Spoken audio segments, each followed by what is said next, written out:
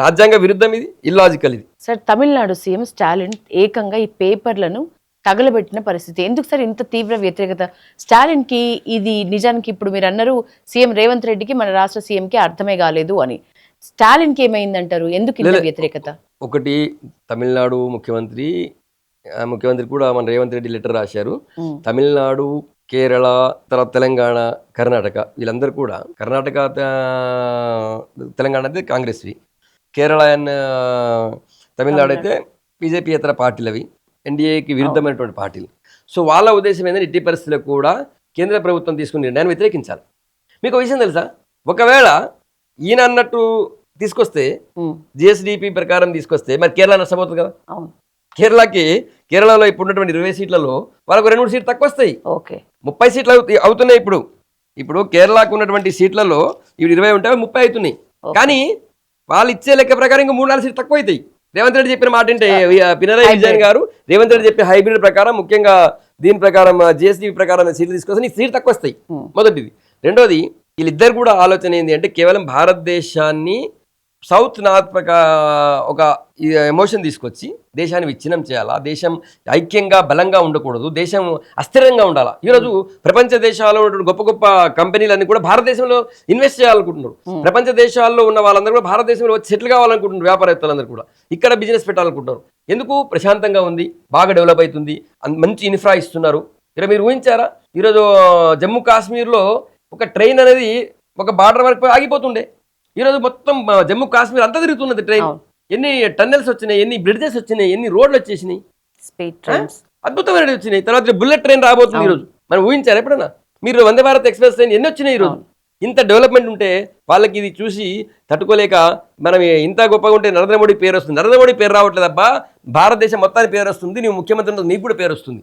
వాళ్ళు కేవలం ఈ భారతదేశ అభివృద్ధిని చూసి తట్టుకోలేక, మోడీ గారి నిర్ణయాలు చూసి తట్టుకోలేక వ్యతిరేకిస్తారు తప్ప వాళ్ళు మాట్లాడదానిలో కింద కూడా లాజిక్ లేదు. సార్ ఇంకొక విమర్శకు మీరు ఆన్సర్ చేయాలి. ఏంటంటే లాస్ట్ టైం ఎలక్షన్స్ కి కూడా బీజేపీ అంత నల్లేరు మీద నడకలాగైతే విజయం దక్కలేదు, సపోర్ట్ కావాల్సి వచ్చింది.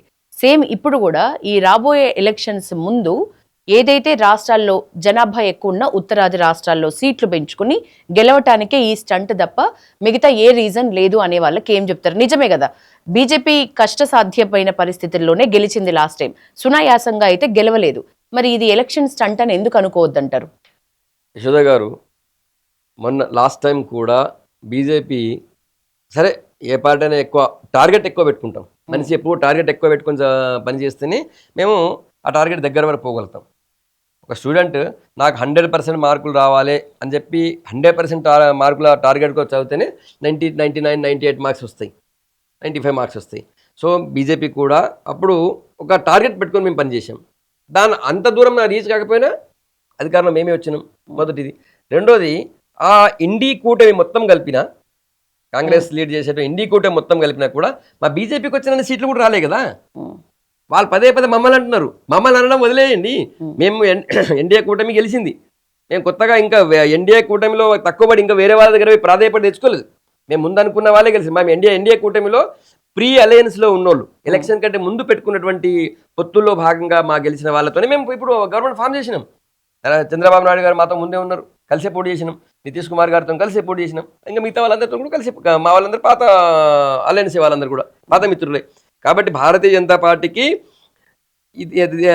గెలిపే లక్ష్యంగా పనిచేసే అవసరం లేదు, మొదటిది. రెండోది, భారతీయ జనతా పార్టీ మా ప్రాథమిక సిద్ధాంతం ఏంటి తెలుసా యశోద గారు? Nation first, party next, self last.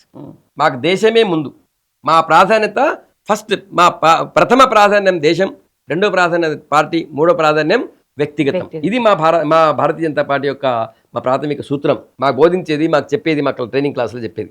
కానీ కాంగ్రెస్ పార్టీకి వాళ్ళ ఫ్యామిలీ ఫస్ట్, పార్టీ సెకండ్, దేశం లాస్ట్, నేషన్ లాస్ట్ వాళ్ళకి. కాబట్టి మాది అట్లా కాదు. ఇంకోటి, ఎన్నికలను దృష్టిలో పెట్టుకొని భారతీయ జనతా పార్టీ ఏ నిర్ణయం చేయదు. దేశ భవిష్యత్తును దృష్టిలో పెట్టుకొని, దేశ భద్రతను దృష్టిలో పెట్టుకొని మాత్రమే భారతీయ జనతా పార్టీ కేంద్ర ప్రభుత్వం ఎన్డీఏ గవర్నమెంట్ నిర్ణయం చేస్తుంది తప్ప ఇది కాదు. సార్ ఫైనల్ క్వశ్చన్, ఉత్తరాది రాష్ట్రాలకు దక్షిణాది రాష్ట్రాలకు ఇదొక వివక్ష అని ఫీల్ అవుతున్న వాళ్ళకి, లేకపోతే దూరం పెంచే ప్రక్రియ ఇది అని ఫీల్ అవుతున్న వాళ్ళకి ఒక క్లియర్ కట్, ఒక అర్థం వచ్చే విధంగా ఒక మీనింగ్ఫుల్ మెసేజ్ ఇవ్వండి.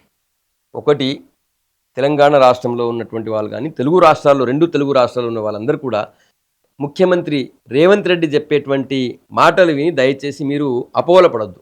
రేవంత్ రెడ్డి గారు తెలుగు ప్రజల్లో ఒక అపోహని, ఆందోళనని సృష్టించి భారతదేశాన్ని విచ్ఛిన్నం చేయాలా, భారతదేశం మీరు అభివృద్ధిలో దూసుకుపోతుంది, దానివల్ల మోడీ గారికి పేరు వస్తుంది, నాకేం వస్తలేదు, కాంగ్రెస్ పార్టీకి ఏం వస్తలేదు అని చెప్పి దీన్ని విచ్ఛిన్నం చేసి డిస్టర్బ్ చేయాలన్న ఆలోచనతో మాత్రమే ఆయన ముందుకు పోతున్నాడు. ఆయన ఆలోచనలు అన్నీ కూడా భారతదేశానికి, రాజ్యాంగానికి, సమాఖ్య వ్యవస్థకి విరుద్ధంగా ఉన్నాయి. ఆయన